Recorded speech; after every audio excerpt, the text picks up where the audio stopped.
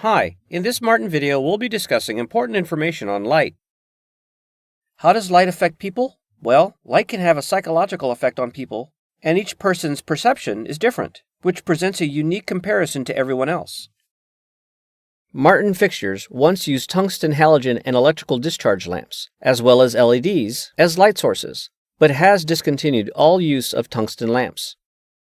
Different lamp technologies can provide different color temperatures. But when using LEDs as the light source, where it is necessary to have the same brightness and color, Martin invests in tightly binned LEDs so the calibration remains extremely precise. This means that all of the LEDs fall within the same production window and are kept together, so there is very minimal to no color variation. In order to get the best LEDs possible to limit the variation, Martin gets involved in the sourcing process early and invests heavily in purchasing well-produced LEDs, followed by calibrating in the calibration tunnels. It's critical for lights to have brightness and uniform colors. Depending on the venue, we will determine whether direct or indirect will fit the application. Concerts utilize moving heads as effect lights to light up something. Moving heads are also used as a spotlight or used as mid-air effects when combined with smoke. These types of lights are referred to as indirect lights. To uplight bridges and buildings or wash a wall, architectural lights are used. Because eyes are highly sensitive, it is important for LED video products to have uniform color and brightness when looking directly into the light source. This references back to the binning process of accurately purchasing well-produced LEDs, especially when used in direct light applications.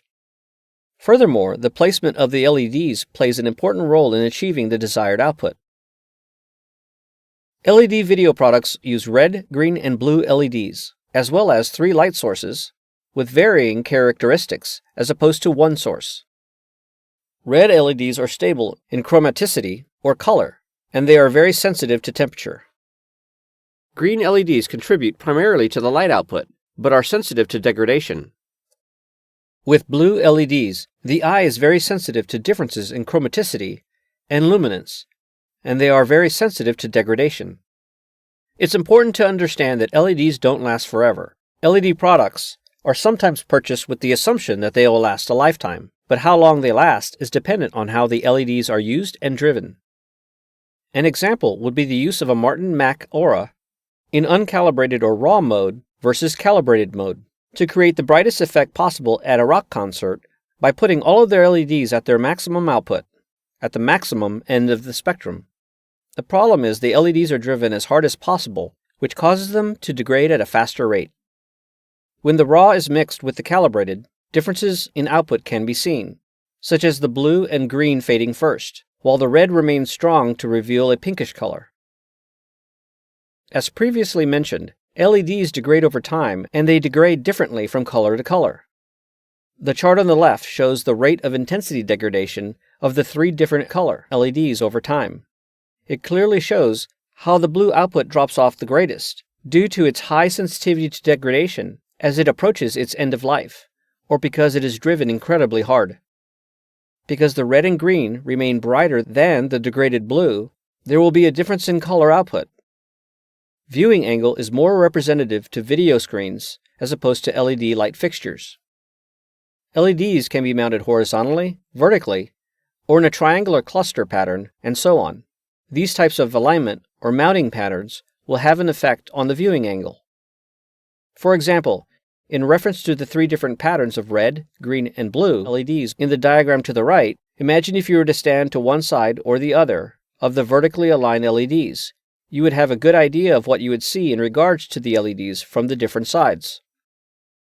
Putting this into perspective for a light fixture like a wash, the tri-format cluster pattern, like the rightmost example in the diagram, or even a quad-format pattern, would be the most effective. In LED video products, as discussed earlier, it's important to have as much uniformity in color and brightness, and paying particular attention to the binning process is paramount. As specified in the slide, the common industry binning color variation is approximately 5 nanometers. The human eye can readily distinguish small variations in brightness and color. The visual perception at the pixel level, or what they are measured at for color variance, is 3 to 4 nanometers, and at the module level, it's the range of 2 nanometers. Aside from the binning process, products have to be calibrated in the calibration tunnels. For white point only, products are measured and the intensity on the RGB is calibrated to reach a specific target color temperature on white. This is generally done with pure white sources, such as the MAC Quantum Profile.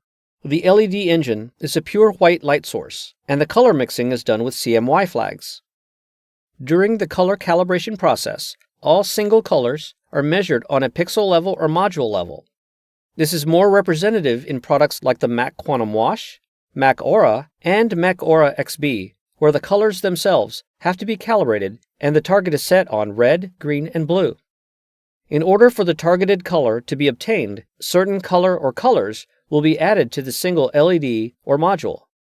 For example, if a certain shade of blue is desired, then green and red are added where necessary to adjust the color temperature. When the fixture is on very low output, you can actually see the individual colors illuminated, although the overall output will be the desired target color. The target, also referred to as gamut, is determined by the binning of the LED. It must be a target that the majority of the LEDs can reach, but the target on different product groups can vary. For these reasons, Martin invests heavily in LEDs so early in the process to ensure the closer the binning of the LEDs can be purchased, the more accurate they will be in order to reach the same output. Besides the color calibration, the brightness on every single color is measured and calibrated. The new extended color engine mode is a mix of raw mode and calibrated mode, where the white point is calibrated on RGBW. This is relevant for a product like the MAC Aura XB that has more than 2 color modes. The first is calibrated mode, which is RGB. The next is raw mode, which is RGBW with no color calibration. Lastly is color calibration, with W, which includes the white LED, so maximum output and saturated colors are obtained, as well as calibrated mixed colors and white colors. When the raw color values are measured, they can be stored in the product where a color engine calculates the DMX values that corresponds to a specific target on each color. The calibration values can also be calculated on external equipment, and the corrected values can be sent back to the product and stored there. As an example, doing calibration tunneling with the MAC Aura, for instance, there is a camera that records the output per LED, then reprograms when necessary. Martin's continuous innovation with LED sources and calibration techniques makes it possible to provide the highest quality color and output for all ranges of LED fixtures and LED video products. This concludes this training. Thanks for watching, and we'll see you in the next one.